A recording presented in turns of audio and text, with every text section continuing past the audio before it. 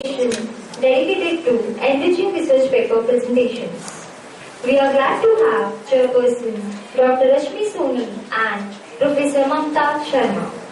Dr. Rashmi Soni is Associate Professor with the Finance and Accounting area of the K.G. Somaiya Institute of Management Studies and Research, Mumbai.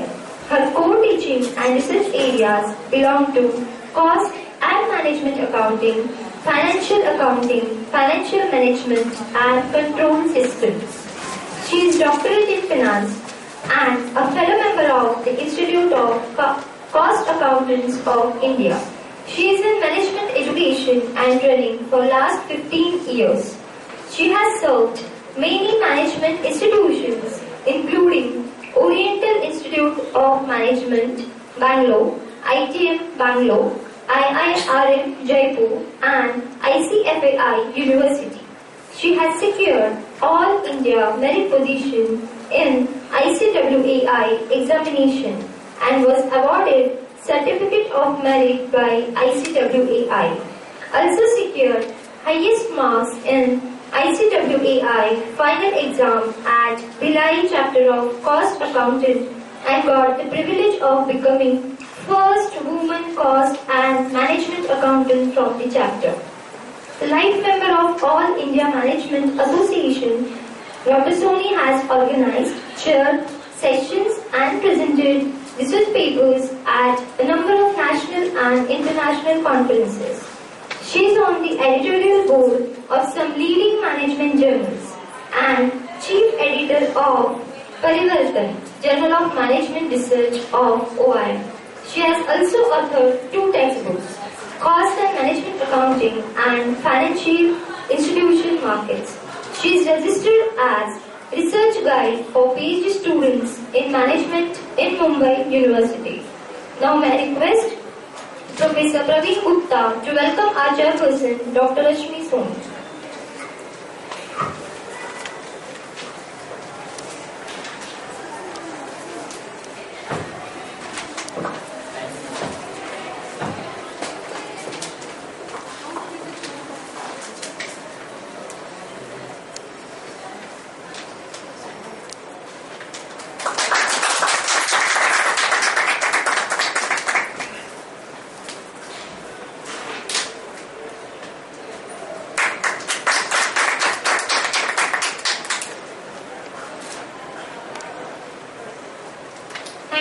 Thank you ma'am.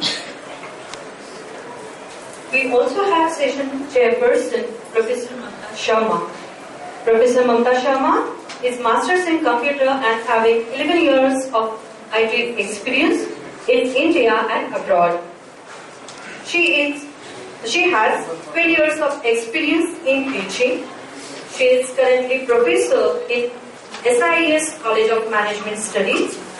Her area of interest are data mining, soft computing, software engineering, software project management, business intelligence, big data analytics and distributed computing. Now may I request Dr. Seema Unnikrishnan to welcome our chairperson, Professor Mamta Sharma.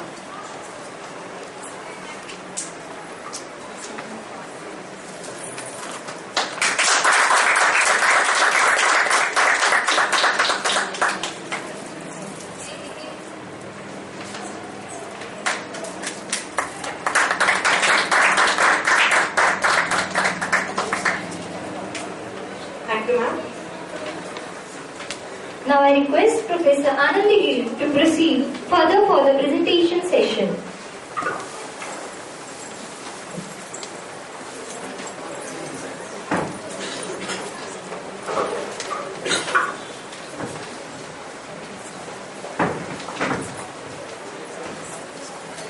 Good afternoon everybody. Good afternoon. We are starting with our most awaited session, that is presentation for our international conference. So the first presenter is Dr. Sachidanand Shukla. This topic is macroeconomic risks for Indian mutual fund industry and econometric study. So I would request sir to come over here for his presentation.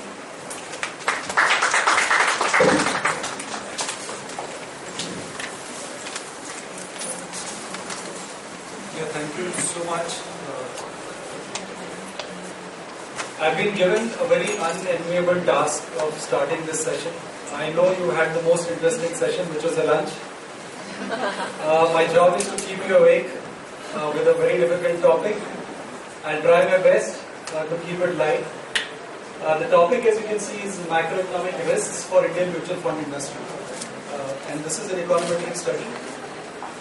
Before I start, I just want to know how many people here know basic finance, or in terms of students who have done finance, some bit of finance.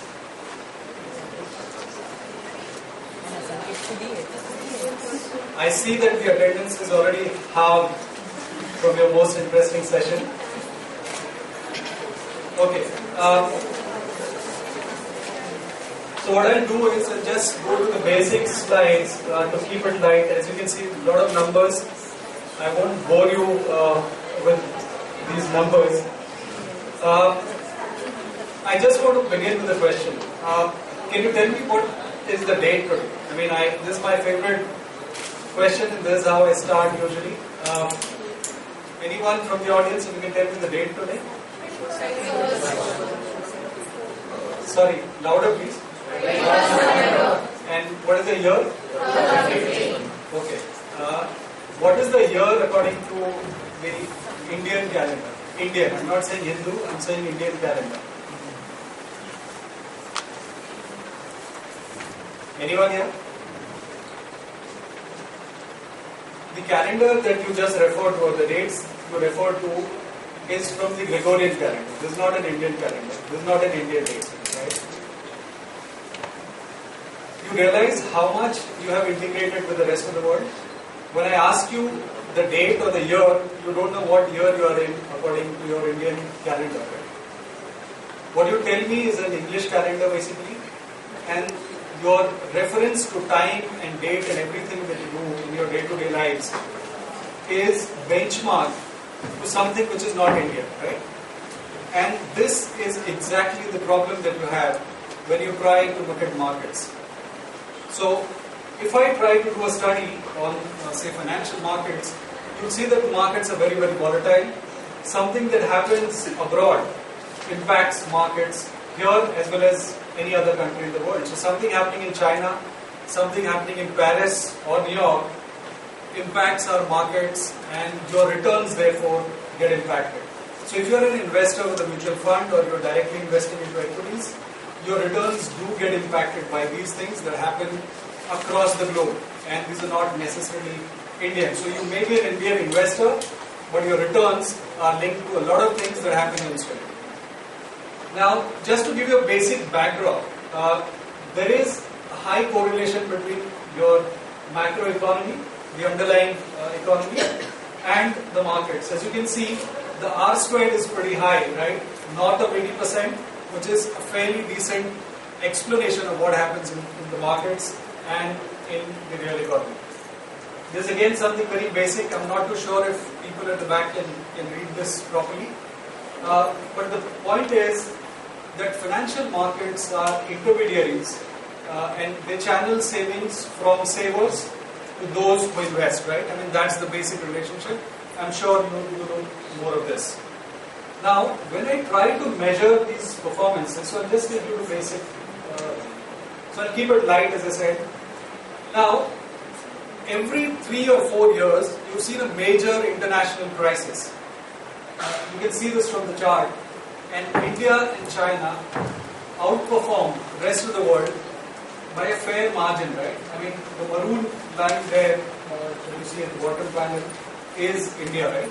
And despite these problems or crisis, the market has gone up, say, 3-4 times as compared to any other developed economy. One of the key things here is that FIIs drive this market, right? I'm sure you know these foreign institutional investors who invest money.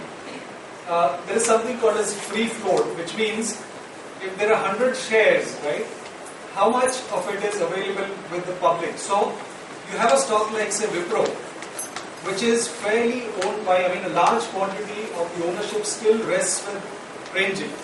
And that is why it does not rank highly in terms of free float.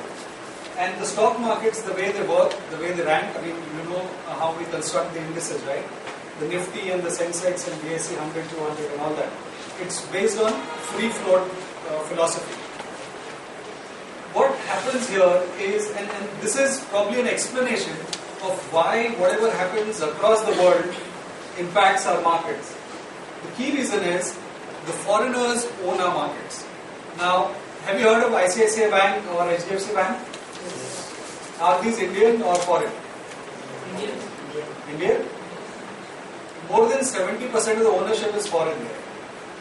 So now do you call it Indian or foreign? Foreign. So this is the key characteristic of our markets. Most of the ownership. So what we've done is over the last 20 years, we've exported our financial markets to foreigners. They own a large chunk of the investable universe, which is largely BSE 200, right? And this is why you can see a difference between how domestic savers, now mutual funds and insurance companies, they are basically representing the domestic investor, and the FIIs represent the foreign investor or foreign saver. So whatever the foreign investors think of the market is reflected in their behavior, right? So the FII part, you can see a huge gap between FIIs and domestic investors. And if you take out, say, large 4 sectors, market is still trading at a multiple which is more of the Lehman crisis era. Right? Okay. The study that I've done essentially is I've tried to marry macroeconomics with the markets. Right? Now, what I mean by this, if you look at the market composition, India is basically a services-dominated economy, right? Now, if you look at, I don't know if it is visible to all of you, but exporters at BFSI, you can say, okay.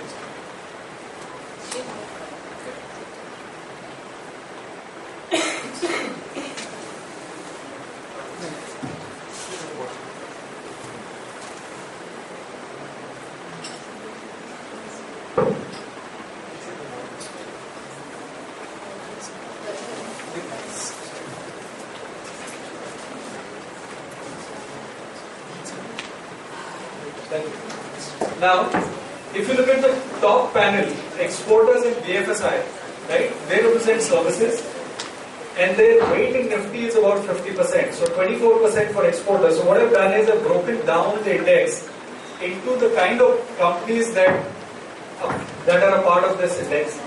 So exporters in BFSI are 50% of the Nifty weight, whereas if you look at their contribution in terms of earnings, right, it's far more than their weight, right? So if you look at the extreme right, exporters are 24% of the weight, but their contribution in terms of earnings is 35%, right? You look at BFSI, it's more or less the same. Now, you can clearly understand that this composition keeps changing. One of the key things is, are you aware of S&P 500, Dow Jones? So these are the US markets, right? And you have more than, say, 100-year history. The stocks that make up these indices, they do not change by more than, say, 15 to 18%. Whereas the churn in the Sensex or the Nifty is more than 50%. Now what I mean by this is, if I looked at, say, 1990 as a year, and Sensex or Nifty is a base, right? I mean, you know how to construct indices or index. 50% of the stocks have changed, right? You come to 2000, I think 57%, if I remember right, stocks have changed. What I mean again is Sensex is 30 stocks, 15 stocks change every 10 years. Now, if I'm trying to do an econometric study or whatever study in terms of NAVs or relationship between macroeconomics and NAVs or returns, you can understand how difficult it is for somebody who's trying to compare returns from both these indices. So, for example, in the last 10 years, Sensex has given you X% returns. Now, the underlying macroeconomics basically tells you that services has become now 60%. Agriculture was 60%, right? I mean, some 40, 50 years back. It's services now, which is the predominant segment of the economy. But my underlying index keeps changing every 10 years. 15, 20 stocks keep changing within this index.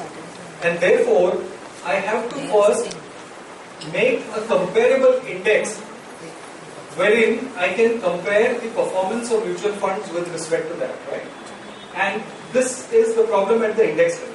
Now coming to the second level of problem, I am trying to compare a mutual fund scheme return. So you invest in a mutual fund scheme, right? And there, for example, the NAV depends on the stock holdings of that particular mutual fund. Now, a particular mutual fund has a churn of more than, say, less than 4 months, which means the portfolio undergoes a change every 4 months. So, can you see the moving parts? I mean, I'm trying to compare something which is changing dramatically every quarter. And therefore, you cannot really have a comparable of performance if you're trying to do any sort of analysis. And the underlying of the economy is also changing. I mean, a lot of within the services, how many of you buy things from things like Flipkart and from the net? How many of you here do that? Right? Now that is changing the underlying dynamics of the stock markets or the constituents of the stock market, right? The earnings, which is the last, the rightmost panel there, you can see the earnings numbers are impacted, and therefore you will see a problem when you are trying to compare this. So I think I'm exceeding my time. I'll just quickly wrap it up. Even here, the point I'm trying to make is, even within the Sensex, just look at, say, 90s and 2000 and 2010.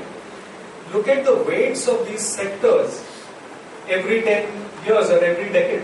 So automobiles, which was, say, 13%, was down to just 2.5% in the next 10 years.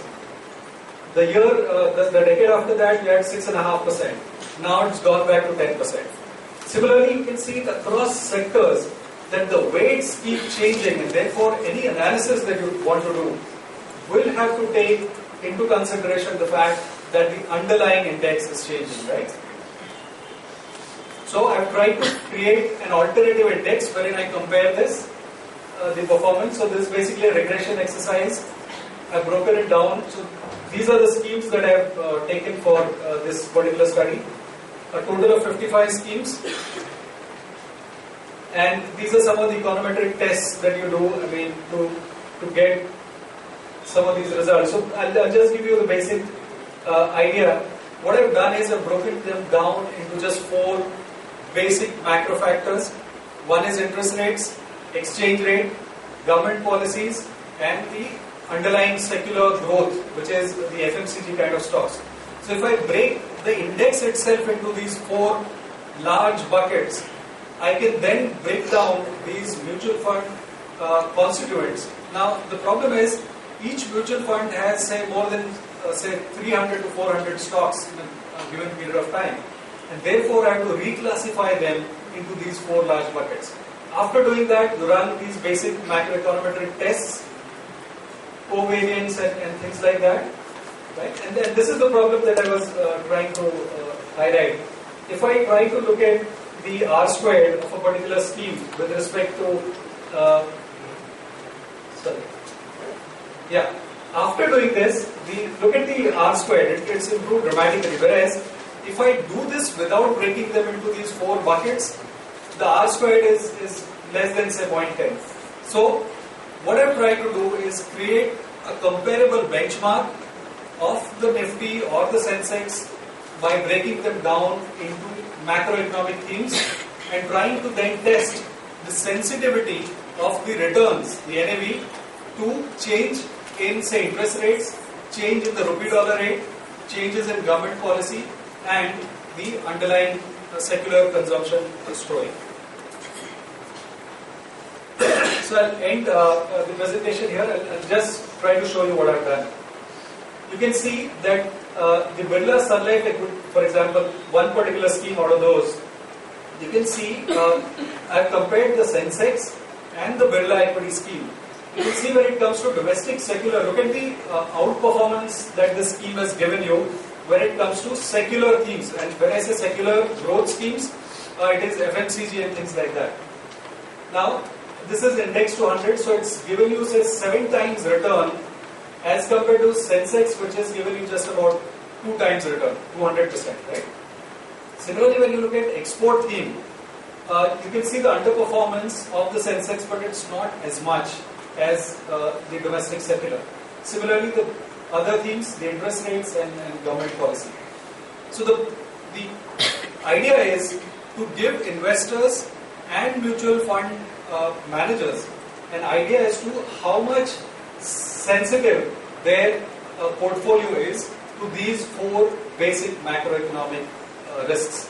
And as I said, we have integrated dramatically to the rest of the world, and therefore you need to understand the inherent risks when you're trying to invest in a particular theme. Thank you.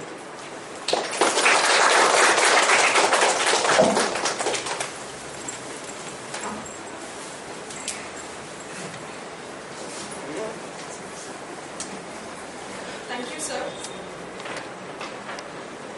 Now I call upon Dr. Deepti Arora to present on the topic CSR, brand building or a social cause, a perceptual study.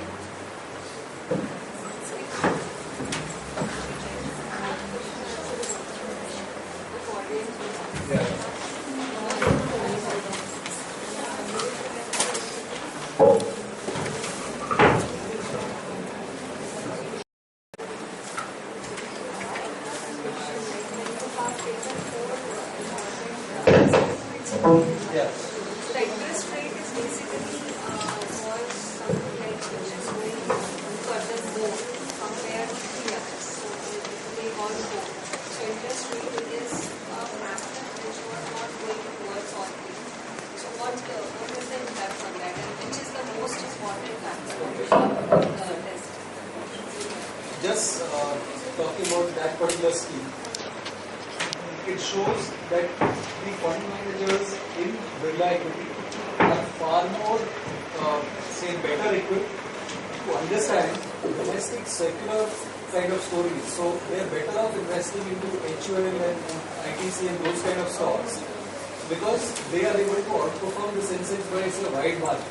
But when it comes to, so I'm coming to interest rates. The difference between the interest rates, the performance is not very divergent, which means even if you don't invest in this particular scheme, the Sensex would give you fairly similar kind of return. So the ability of the fund manager to mitigate interest rate risks is not very high for this particular scheme. But if I show you the UTI or some of the other schemes, you will find that some of these fund managers are far better managing interest rate themes than the domestic system. 66, I showed you in the 66. Yes. Out of 66, how many budget where the interest rate are same? I think it would have been 5 or 6. Because that is important. 5 or 6. I wouldn't say it is the most important thing in terms of the sheer weight of interest rates. To understand the portfolio manager's ability, because otherwise also you will get the same. Yeah, so I mean, if you invest in an index fund, you will get similar returns. Right. So why should you invest with a particular mutual fund? Right. 4 or 5 months.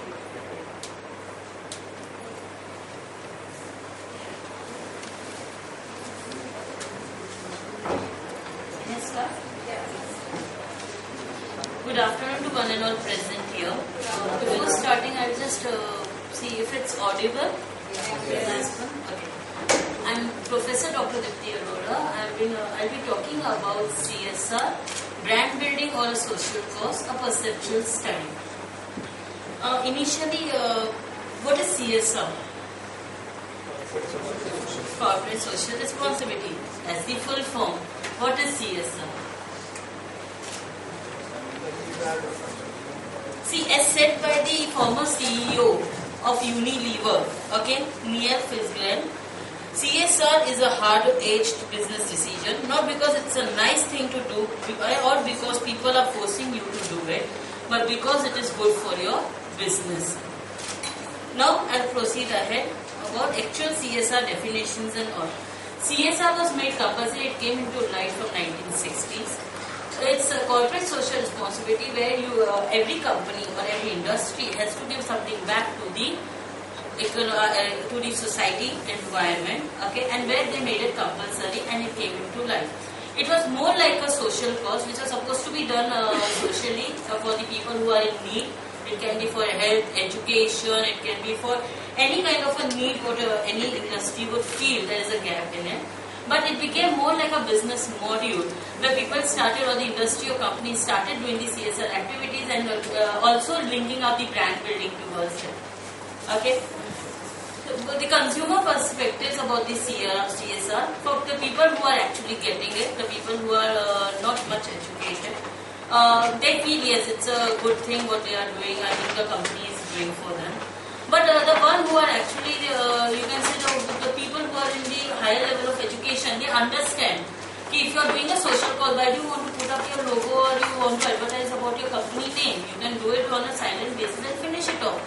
You are doing CSR, then why do you want to actually go ahead and work for the people who are associated to your companies? Okay, so there are many more perspectives that consumer had with them. CSR has multiple approaches, but the most common approach is corporate philanthropy. Now, I don't know how many of you know, but among the 10 P's in marketing, one is philanthropy, which is also been added and is still in the court where they want to finalize it in the litigation module.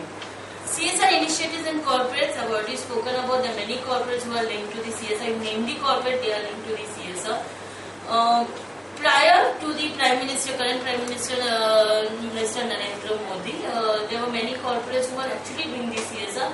Now he's made it more compulsory, so there are others also who are not into it, they started doing the CSR activities. Relationship between CSR and brand building, people actually take it as based on the ethical values.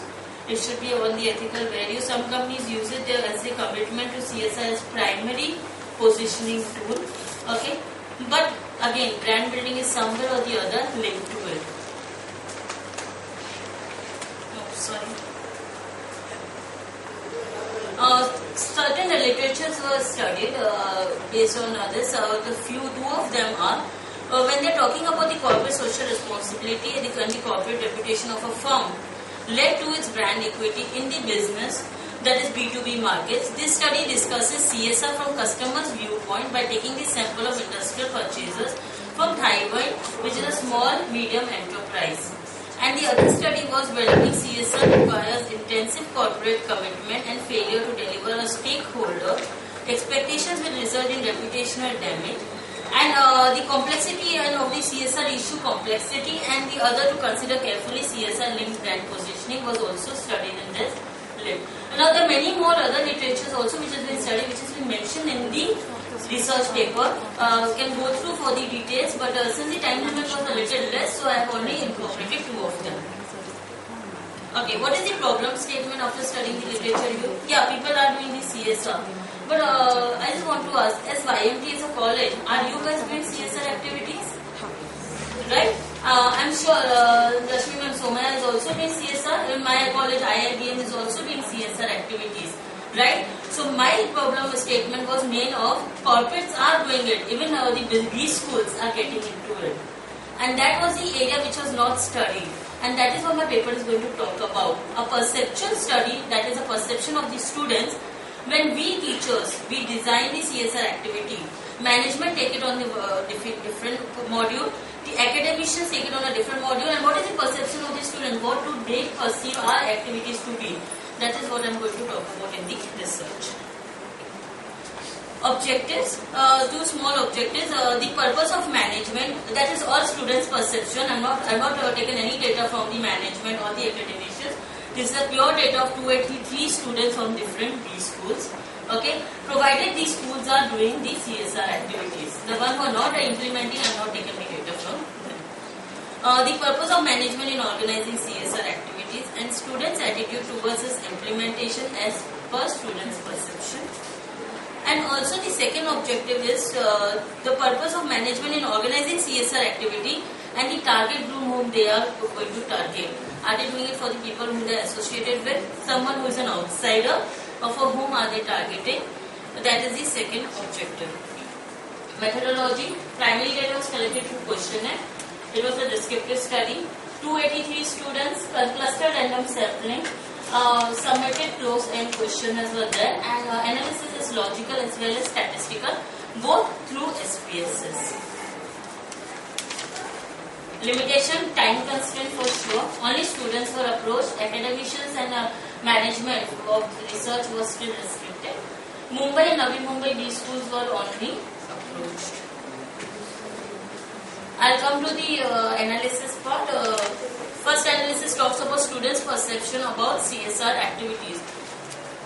Of all, if you see, the highest number goes for helping others. Highest number goes for helping others. The second highest goes for educative. And then later on, other thing which has a minutest difference of 27, 29, that is the number, where it can say 10%, 9%, 1% difference. That's the student perception overall. Management motivation to organize CSR activities. Why are they motivated? Are they looking for social cause? Are they looking for brand building or both? Maximum goes for both.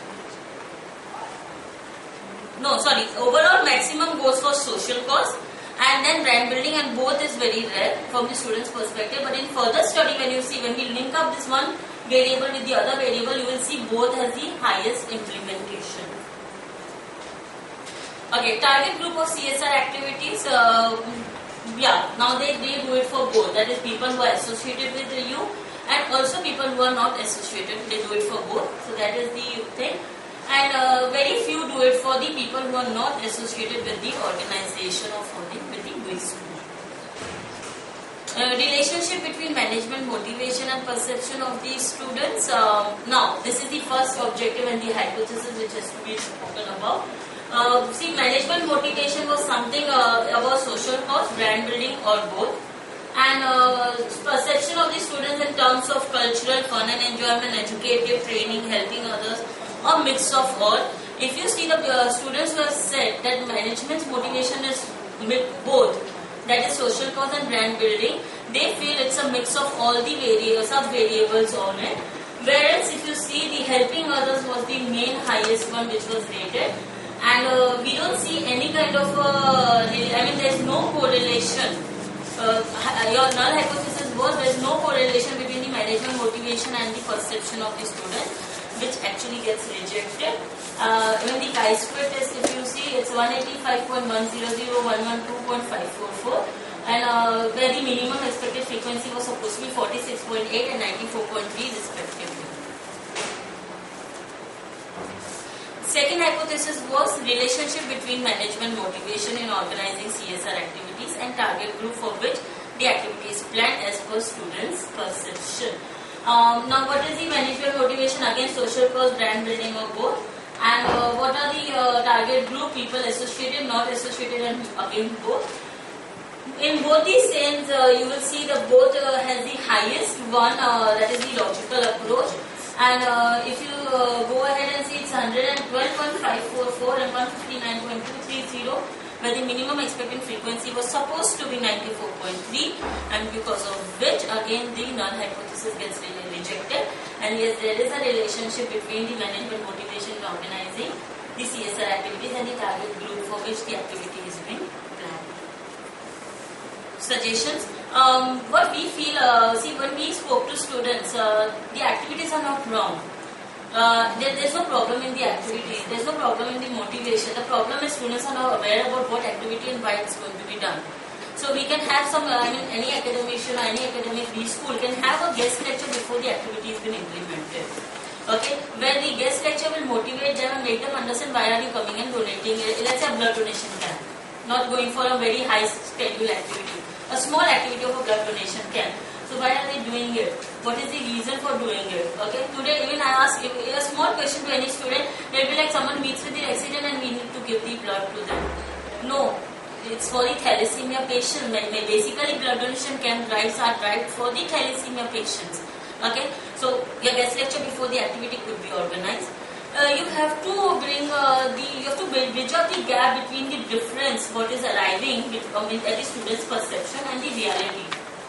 That the gap has to be bridged up, and yeah, you have to try doing activity more for the outsiders, which is out of the college premises, out of who are not connected to your institute or your trust or anyone. Try to do it for the outsiders, where even they will get the students' perception will change, whether it be, yeah, it's been done for the outsider, not for the people who are associated with the college. Okay, I would like to conclude that when we talk about the CSR as an, CSR was corporate social responsibility, which is also started becoming like a cost-related marketing. And people have started focusing on that, and that's the reason when B schools and educational institutes are diverting their area, and they have also started doing these activities. Well, yeah, you can do that. It's okay if you're helping the society, and just by brand building, if you feel the maximum people can get benefited too, there's no harm in it. But please benefit the people and go ahead and change the perception of the students. That's it. Thank you so much.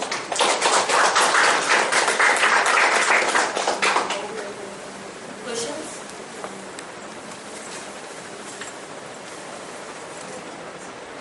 Just kind of want to understand like your second objective when you talk about the purpose of management and organizing CSR activities and the target group for which the activity is planned. Implementation aspects, students' perceptions. I am not able to take it out from how to actually address this particular objective. I should go to the slide first. No, it's okay. Ma'am, here it was mainly on the students' perception. So basically, how are they looking towards the activity? Like, if according to them, the management is carrying out this activity. Is it for the brand building, for the social cause, or for the both? Okay. And besides that, also the target group whom they are actually targeting with, are the people associated with the organization they are doing the CSR for them, indirectly or indirectly? Target group means what? My target group were the only three which were diversified. That one was people who are associated with the organization. Like, let's say I'll give you an example of IIBM. IIBM is a big trust, which is VES Trust, and which has been taken by Malankara Orthodox Church. Now, this trust itself has many orphanages and many other things in Roha, Pain and all. And besides that, St. Mary's in Vashi, they have an evening batch where a bus goes to the Durga village, they pick up the students and they train, they give them uniforms and everything, and they come back to the school. So that these all people, the students of Turba, who are getting educated for free of cost, with their starting from their uniform to their examination fees and everything, whatever they are considering, okay, that becomes the people who are not associated with the trust. But the groups which they are talking about, the orphanages and the other school helping schools and all, which is there in the Roha and all, those are the people who are associated with the trust. So just understanding that concept, I had made only two bifurcations. That was people who are associated with your organization, people who are not associated with your organization, or both. No, like you can take it little further because right now when you talk about this, maybe you have taken an objective to see only the trust or the education institution, because most of the time when we talk about corporate social responsibility, it is mandatory for all the corporates to invest 5% of their net profit every year. Yes. And that is the reason why they are coming up with the CSR activities, and that is the reason as the education institute we get some sponsorship to implement that CSR activities, because we do not have any mandatory obligations to do some CSR, isn't it? Because if you are doing any activity, obviously you need some fund, Right. right? So that has to be linked, what I feel. Ma'am, that will be linked when I will asking when the survey, the limitations were academicians and management were still not approached. So that is a different question through both of them. What is my suggestion is that this looks little incomplete. Okay. If you could have included the corporates and all the stakeholders, Right. If you could have included all the stakeholders of that, so that would give you a little more clarity about what you have. I'll surely do that for you. So that would be like you can take it for Sure. further research. Yeah, sure, I'll do that. Okay. Thanks. Any other questions? Thank you.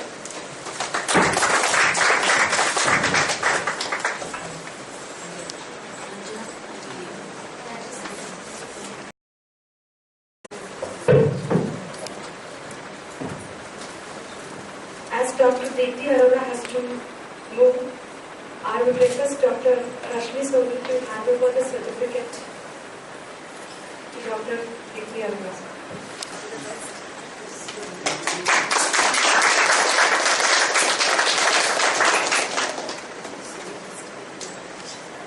Thank you, ma'am. I would now call upon Dr. Ramanand Shukla to present on the topic of exploration of dimensions of service excellence.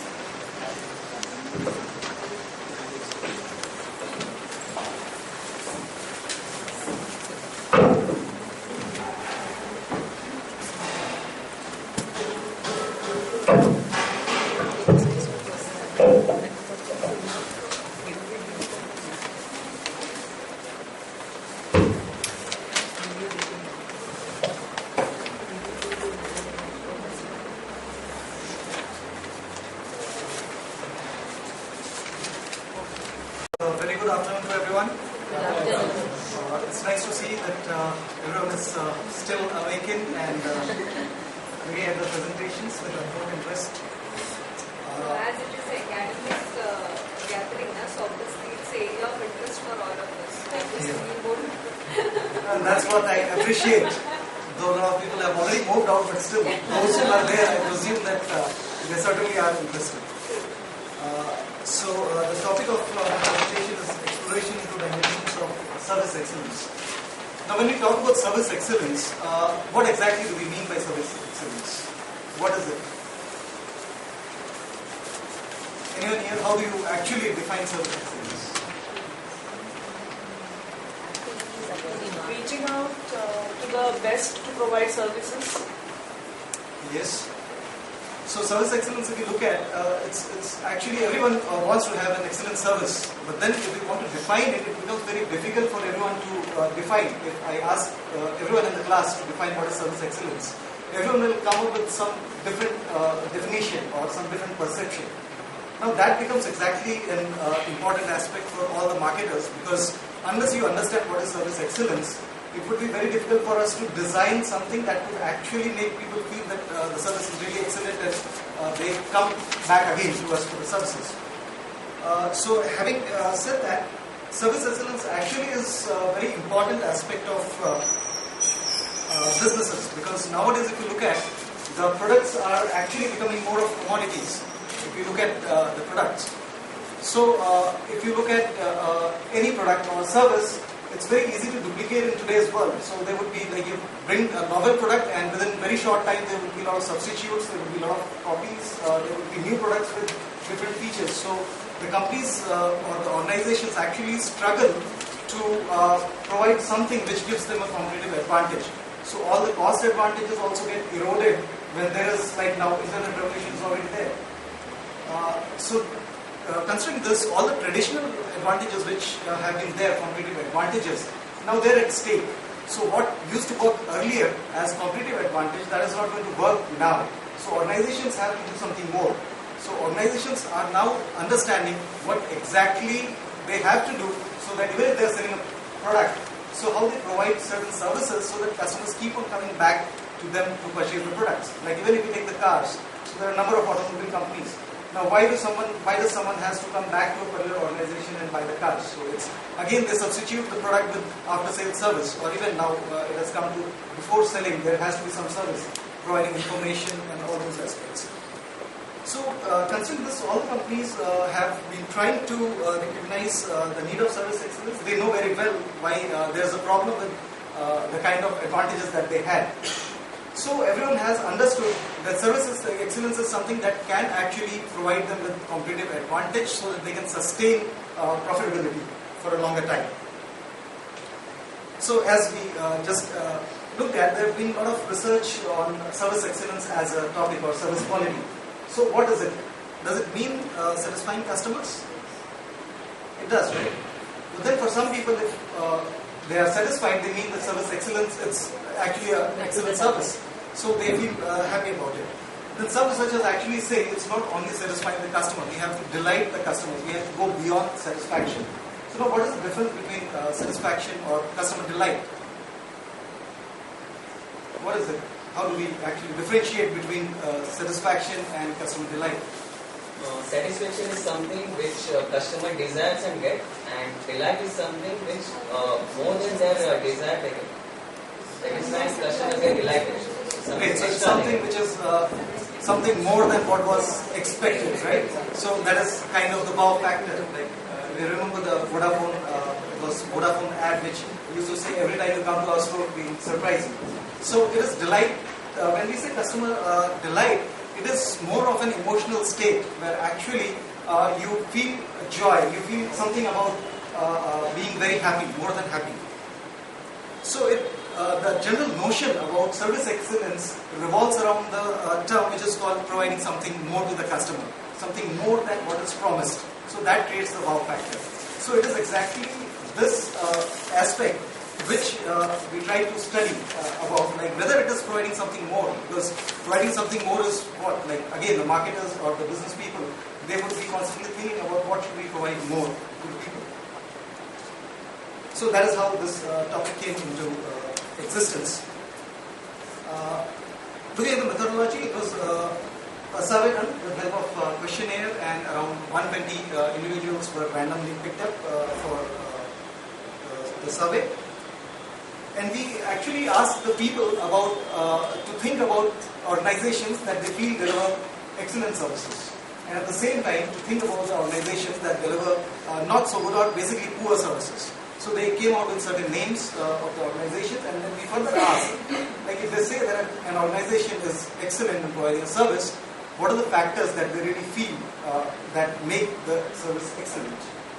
So once we got all these statements, so from these 120 people, we got somewhere around more than 370 statements defining excellence or defining poor service. So we actually analyzed all these statements, and then we constructed certain statements and phrases which actually took all these 370 statements into 4 categories, which would broadly define what is an excellent service or what is poor service. So this was like perhaps if we would have asked, I would have asked everyone in this room to define what is an excellent service or what is a poor service. This is the kind of statement that we would have got, which we actually got by doing the survey. So excellent service is something like some people said they do, the companies do what they really say. Then they say the companies follow it up with us about their service, and we don't have to really chase them, something like that. Some people also said that the knowledge of the people or the staff who interact with us is really good, so they don't have to refer to their superior or someone. They are able to resolve our concerns there itself. Whereas the poor service, it was almost exactly the opposite of what terms or statements that were given for excellent service. Like some people express that perhaps the company or the organization is not really bothered about business. It's like they already have enough business. So now, taking all these statements, we broadly broke them down into these 4 statements or phrases, which broadly defines what is an excellent service. So these are the 4 key aspects that came up. One was delivering what was promised. So this was one of the factors, and this is an obvious thing to know. Second is providing a personal touch. So it is like kind of personalized attention when you go to a restaurant and perhaps the restaurant manager or maybe waiter there greets you. So you feel that you feel gratified that, oh, this guy knows me and there are so many people sitting around. So that kind of personal touch. Or if you go to a particular shop and the shopkeeper actually comes and asks you personally, well, that makes a lot of difference. Then next factor was making efforts to help. So sometimes in case you need some help or if you have some concern, in that case the organization, or basically an organization is what people make it. So people come to help you, and they sometimes go out of the way also. And finally it was handling queries and problems well. So in case you have complaints, if you have certain concerns about the product or the service, how well it is handled. So people defining excellent services, they've said that if the company or the organization handles our concerns well, then we would really say that they have done a very good job. So if you look at the findings, it's a very interesting thing came up here, because normally the notion about excellent service is something that we should provide something more, we should deliver more. However, here what we found was, when we analyzed the data, that handling queries and problems well came on top. So people who say that if excellent service has to be there, then the problem handling or complaint handling procedure or process should be very strong. And delivering the promise, the so-called normal service that we say, what is supposed to be delivered, that came only second. Then of course, personal touch and efforts to help certainly figure out here, but not as important as handling the queries and problems. Now when we look at what is the statements about poor service, again here, a lot of people who said, who identified the organization with poor service, handling queries and problems was again on the top. So they said that they were, in some or the other way, they were dissatisfied with the way their queries or concerns were handled. So that came again at top. So again, this brings up the same context that if a service has to be excellent, more and more people would actually rate customer complaint handling or concern handling as the best factor. Again, not delivering promise was next to handling queries, but the gap was pretty high. And then certainly personal touch and efforts to help. So when we look at excellent service, what does it mean? So excellent service is basically the individuals perceive service excellence as being able to do service without any hassles. It's basically ease of doing the business. So it is perhaps again like gathering the information about the organization, that itself has to be very easy for anyone to do business with you. So people should not have to go to different places or portals to identify where exactly you are or what you provide. And then the interesting part, as I said earlier, was none of these customers really talked about getting something more from the organization. No one said that I would rate a company providing a service as an excellent if they give me something more. So this was not at all there, but normal notion is that there has to be something more. So this was something which came a little different. And the people who were satisfied with these services, with these organizations, they expressed their willingness to continue with these organizations further. And they were also willing to pay a little more for these services where they can actually get this kind of service. Whereas on the other hand, for poor service, people said that they would not even if the lower prices offered or better rates are offered, still they would not go back to such organizations providing poor service, which falls into their explanation of what is poor.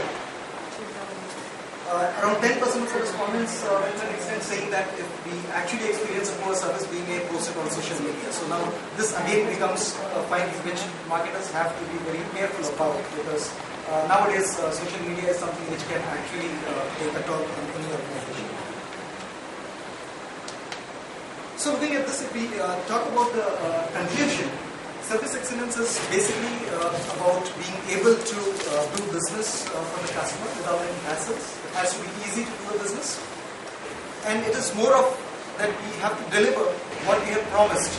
It does not necessarily mean that we have to go beyond what we have defined to be offered. So even if we offer what is normal service or what is basic service, that would still be good enough.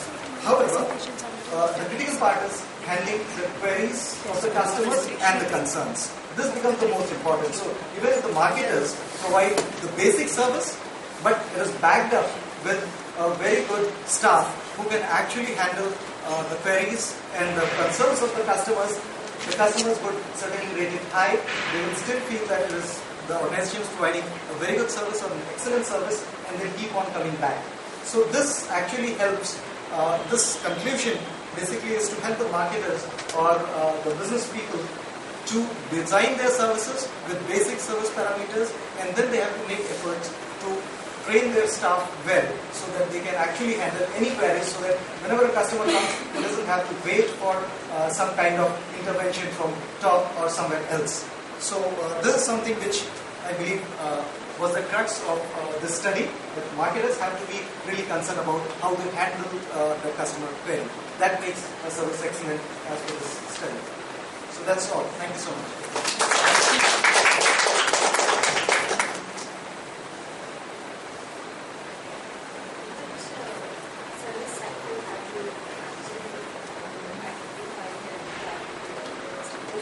Basically, it was not any particular service industry per se. It was basically a mix of different service industries. So there were a couple of financial institutions, then there were a couple of restaurants, hotels, then a number of other service industries. So it was basically a mix of different services, not on a specific industry.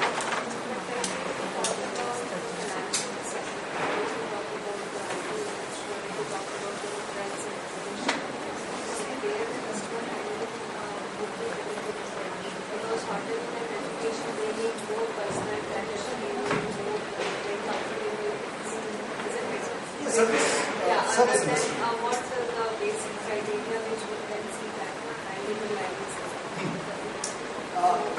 If you look at handling the queries, like when we spoke to the people, so it was not only looking at the service industry, like when we talk about institutions or colleges. So one of the basic problems with students, like as students we have also experienced this. When we go to maybe the admin department, no one is there to cooperate with us unless you have some really good organizations. So now this is something as a student, for me that would be a concern. Like if the people at the institution level, at the admin department, they will talk to me well. As a student, I would still rate it low. Service industry per se, right? Yes.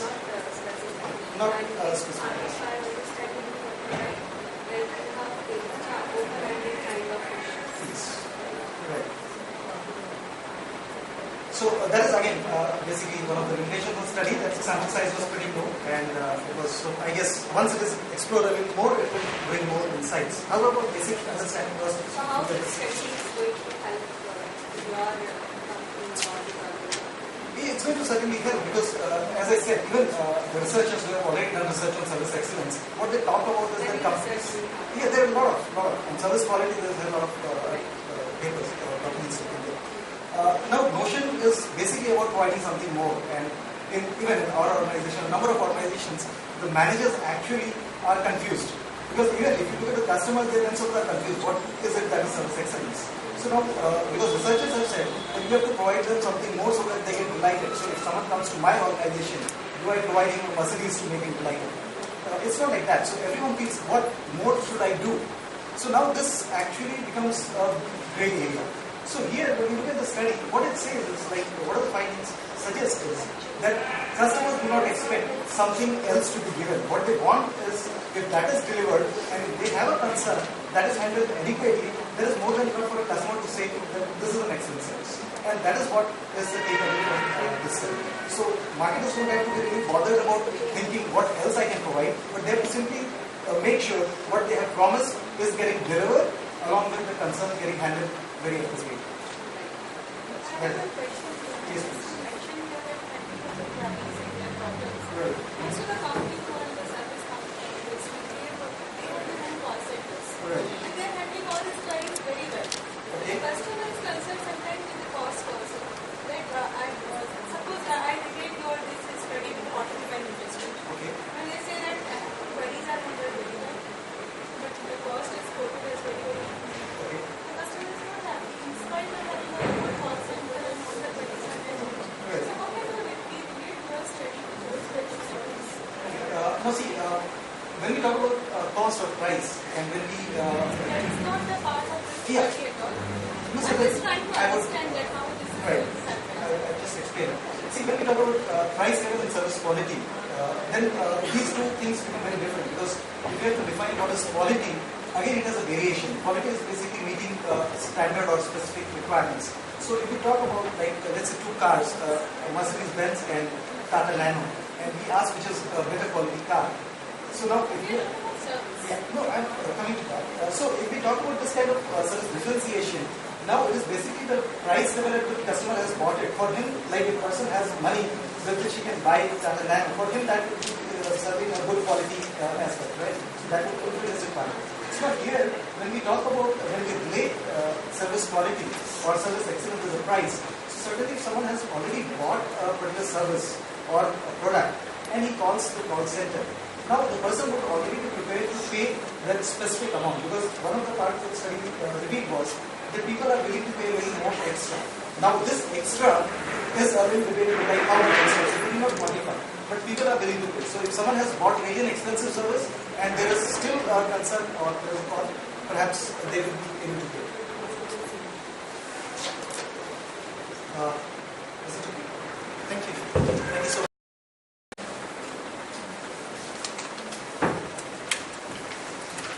As our two presenters are leaving, I will request Mamta Sharma ma'am to present the certificate to Dr. Sachidanand Sharma.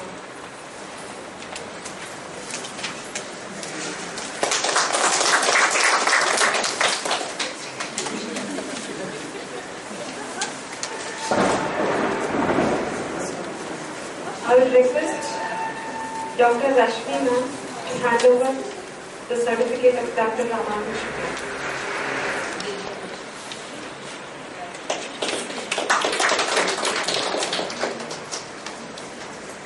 Now I will call upon our next presenter, Professor Krunal, on this topic, influence of e-grocers on consumer buying behavior with special reference to Navi Mumbai area.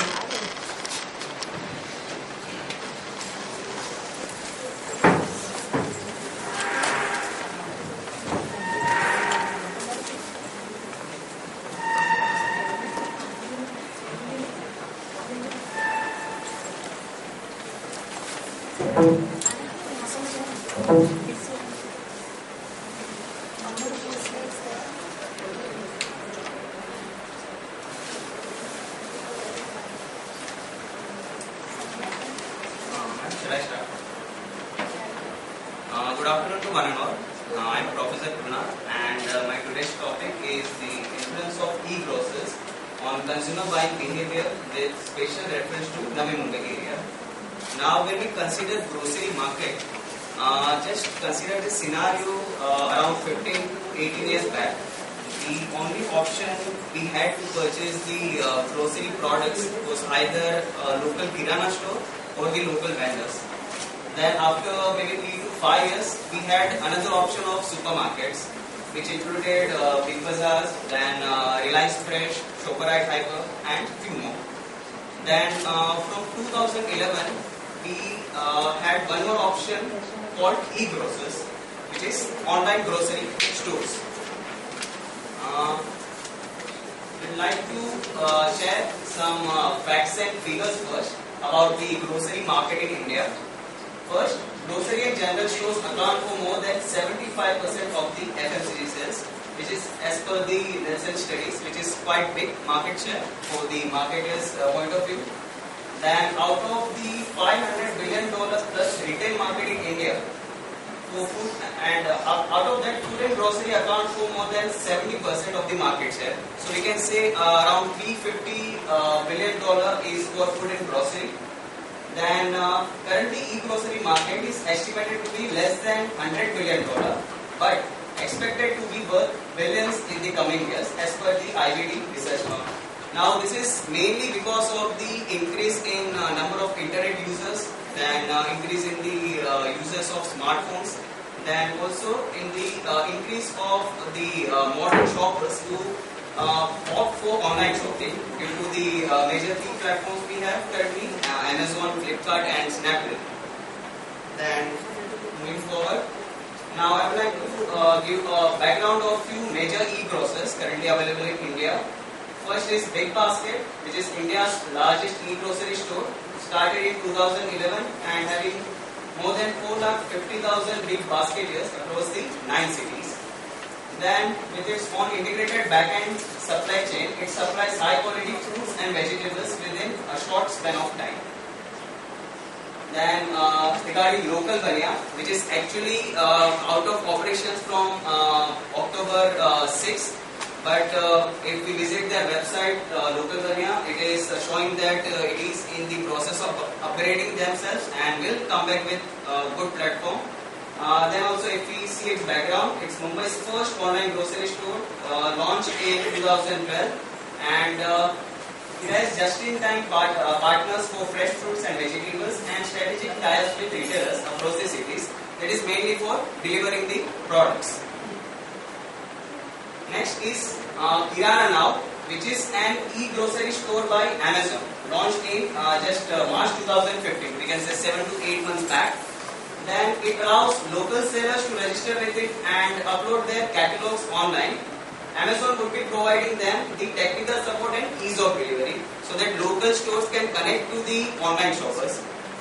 Then Godrej Nature's Basket, which was launched in 2005 as a single fresh food store. Then recently it acquired Mumbai-based e-grocery store, 8Shop, and it has also announced its tie-up with Snapdeal.com to expand its target market in the e-grocery. And one more is Aram Shop, which have a different model apart from the other major grocers. It is one of the fastest growing online grocers, founded in 2011 and currently delivers in 73 cities across India. Aram shops, like the retail store who tie up with this Aram shop, are known as Aram shops. They are customers' trusted neighborhood retailers who have serviced them for the years. And customers needs to log into Aram shop's website, needs to select the nearest Kirana store and then choose the products from the catalog, and then Aram shop relays the order via SMS or email to the selected store, so that the similar products can be provided in very less time to the customers and by the retailers who are well known to the customers. Now the major three objectives of this study: first, to know about the penetration level of the e-grocers, then analyze the influence of e-grocer on consumer buying behavior, and also to understand how e-grocers actually operates. Research methodology. Now I had used primary and secondary data method to collect the data. Primary data were collected through survey method and data collection instrument was structured questionnaire. The sample size was 50 and Navi Mumbai area, and the sampling technique uses non-probability convenience sampling. Then secondary data were collected from the articles of newspapers like Economic Times, Business Standard, Times of India, Livewin, then website IndiaRetailNews.com and ForbesIndia.com, and few research papers also. Now the major findings on the basis of survey. First is out of the total respondents, 43% were the below. 25% of the respondents were the age of below 25 years, then 40% are in the age group of 26 to 35, 13% in the age group of 36 to 45 years, and only 4% in the age group of 45 years and above. Then if we see their preference of online shopping, then majority, that is 83%, said yes to online shopping, that is general, not grocery products, and 17% denied for the same. Then regarding the grocery purchasing, 27% of them buy from local kirana store only, 62% buy from supermarkets, and buy now only 11% buy from e-grocers. Then regarding frequency of buying groceries, 57% buy once a week, 30% purchase 2 to 3 times a week, and 3% purchase 3 to 4 times a week, and 10% purchase on daily basis, that is every day. Some more findings. Then frequency of buying groceries online. So here 3% buy online every week, then 13% do it monthly, and 45% do on some special occasions only, and 39% do not shop groceries online. Regarding important reasons for shopping groceries online, 38% buy from online because online shopping is easier, 19% because they prefer supermarket is too far, then 31% because the local retail store doesn't meet the needs, and 12% due to some other reasons.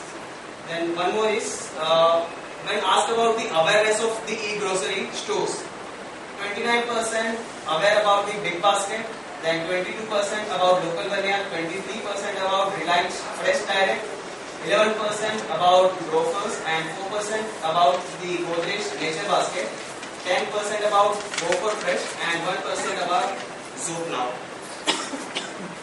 And two more findings about preferred delivery time of the online grocery products. 32% prefer delivery time of 9 a.m. till 12 noon, 25% 12 noon to 3 p.m., 27% 3 to 6 in the evening, and 12% 6 to 9, 4% prefer 9 to 11.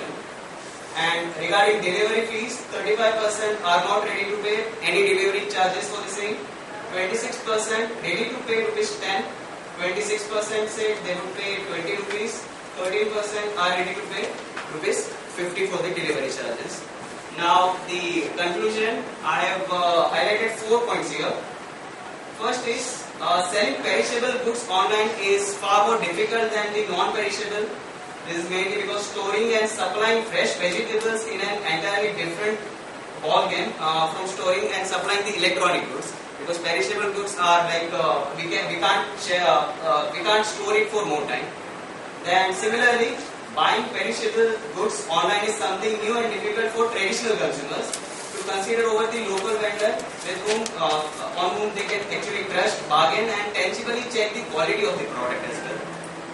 But there are some modern shoppers also who are very comfortable buying groceries online. Few clicks on laptops or smartphones, and the goods would be available at their doorstep. So finally, you can say the rising number of internet users and online shoppers. E-grocers have good prospect to grow and expand their business if they continue to provide good quality products and timely service at competitive rates. Thank you.